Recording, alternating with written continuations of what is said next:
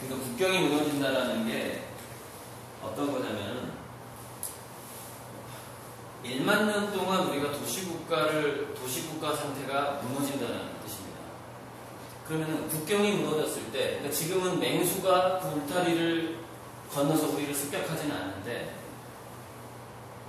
다국적 기업, 그 다음에 외국인들이 이제 우리나라를 이렇게 습격하는 셈이에요.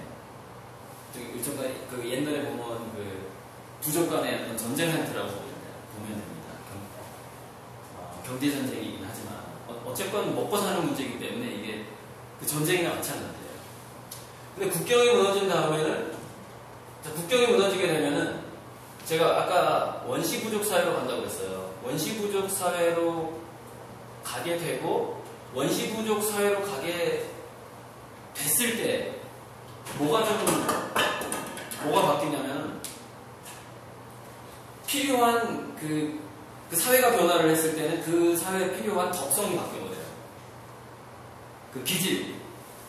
그러니까 이제 환경이 변하면은, 그렇잖아요. 원래 진화론이라는 게 원래 변화론이었어요. 그러니까 찰스 다윈이 진화론이라는 말을 쓴 게 아니라, 그 사회학자 스펜서라는 사람이 진화라는 말을 먼저 썼고, 나중에 다윈이 그걸 받아들입니다. 근데 다윈은 특정 방향을 제시하지 않았습니다.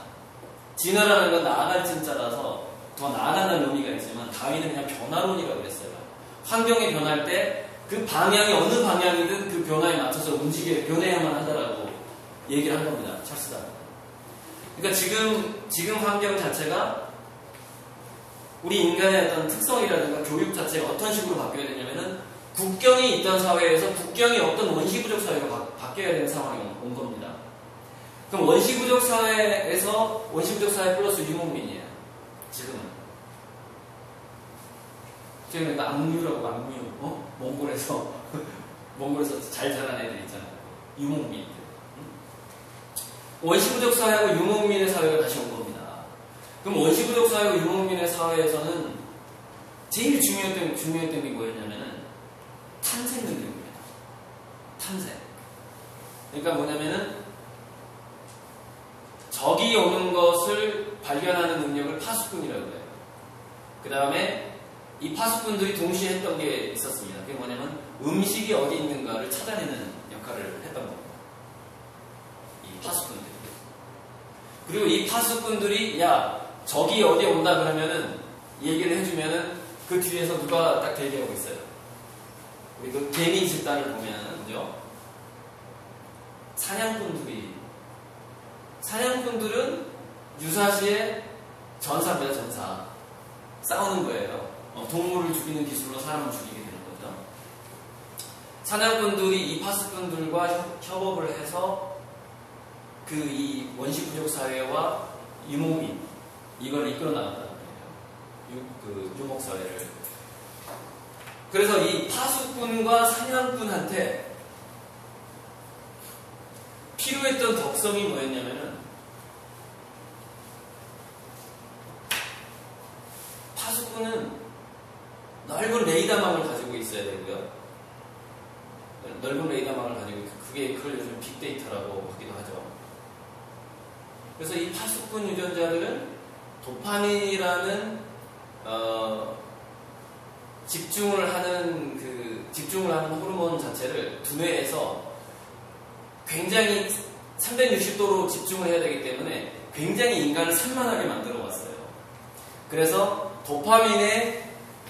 두뇌에서 도파민이 다발적으로 동시에 활성화되는 질병을 ADHD라고 합니다.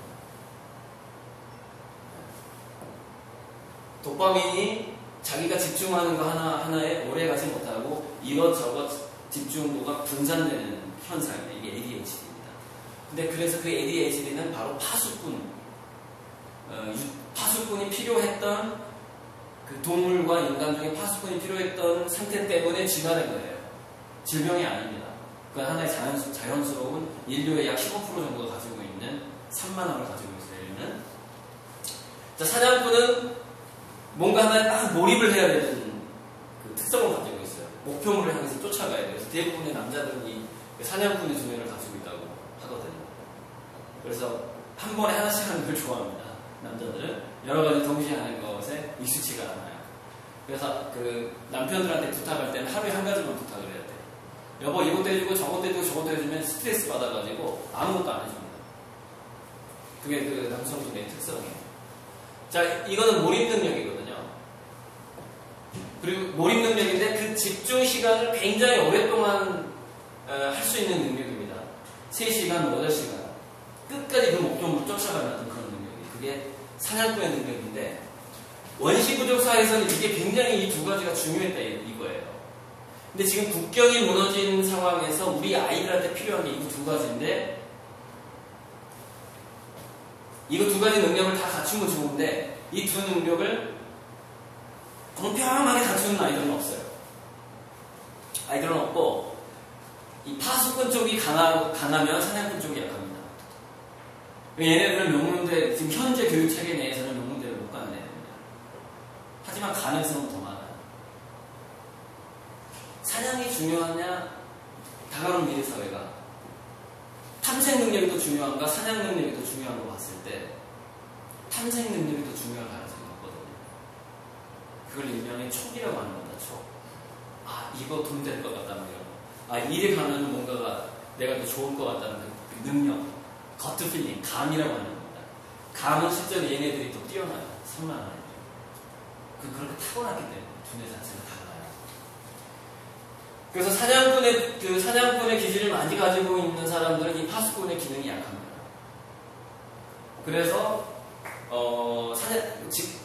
지금까지 교육체계 내에서는 자기가 목표로 하는 것에 집중할 수 있는 능력을 가지고 있는 이 사냥꾼들이 득세하는 시대였죠.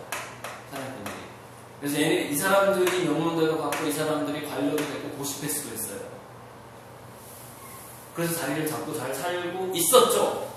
근데 국경이 딱 무너진 겁니다. 파수꾼의 시대가 딱 와버린 거예요. 그래서 지금 현재 우리 한국에 곳곳에 요직을 차지하고 있는 두뇌들이 우리나라를 구원해주지 못합니다. 절대로. 그 사람들은 두뇌 자체가 파수꾼 두뇌가 아니거든요. 왜 그런 파수꾼의 두뇌가 어떤 요직을 차지할 수 있는 그 시스템 자체가 우리나라는 없어요. 그래서 상당 기간 우리나라의 경제는 무너질 수밖에 없습니다. 이걸 구원해 줄 수 있는 사람이 없거든요. 그리고 그 사람들이 자리를 내놓느냐, 자리 바꾸는 데 어떻게 자리를 내나요? 다른 사람 믿을 수가 없는데 누가 그 능력이 있는지 자체를 믿을 수가 없는데 그래서 현재 우리나라는요 어떤 상황이 처해있냐면은 개개의 기업과 각각의 가정이 정신을 차리지 않으면 전부 다 세월호처럼 되는 그런 상황에 지금 처해 있는 겁니다. 그게 지금 21세기의 오늘의 한국의 현수예요. 지금부터 이제 우리 가정에서 어떻게 할 것인가 이 다음 강의로 넘어가겠습니다.